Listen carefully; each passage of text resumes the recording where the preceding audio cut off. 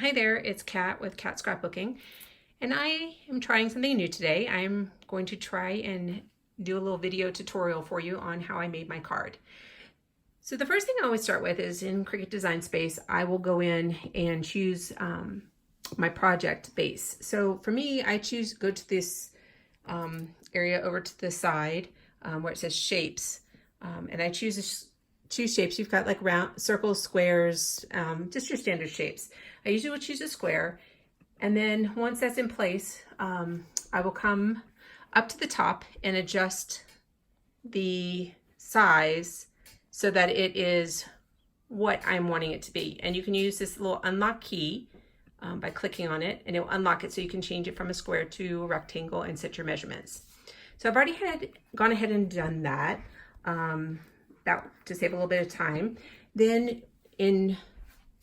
I usually with the base, you want to make sure it's in the background. So you can right click on the object and choose move forward or send to the back. So in this case, I'm going to send it to the back. You can accomplish the same thing up here on this bar and use the arrange, and that you can choose where to send it as well. So I found this sparkle as part of the paid subscription I have with Cricut.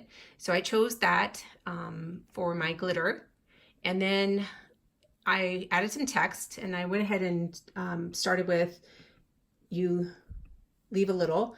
And what you're going to want to do is, you can see this is kind of going behind, so I want to bring that one to the front. So I can move, say send to the front, so then I know where I can kind of work on my alignment. I'm going to move my sparkle in. Again, my sparkle is behind.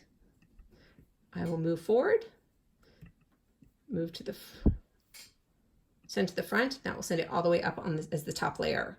And then I will work on how my placement of these items. So I'm gonna move, of course, choosing every one that I do want. All right, so we'll kind of work that. So that's how you kind of align things and kind of get things in the order and kind of can get a visual idea of how it's going to look. When you're ready to cut or to actually make this card, in this case, I'm going to have the Cricut do the writing for me. So once you've chosen your font, and first time, to save time, I'm not doing both of them. I'm just going to show you how to do one, and it's just be the same thing for both. You would go up here, and where it says line type, right now it says cut. And so what I would do is I would change that to a draw. Simple enough. And then now you can also look over here, and on this side it shows you that the text is now a draw, and that means that it will use a pen or marker to draw that onto your piece of paper.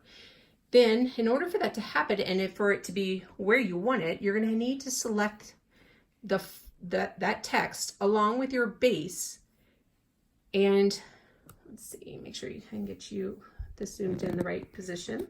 You're going to want to come down to this lower corner, and you're going to choose the attach. So I've got both of them selected. You can see that here, and I want to choose the attach. And what that's going to do is it's actually going to put the words onto this cut card surface.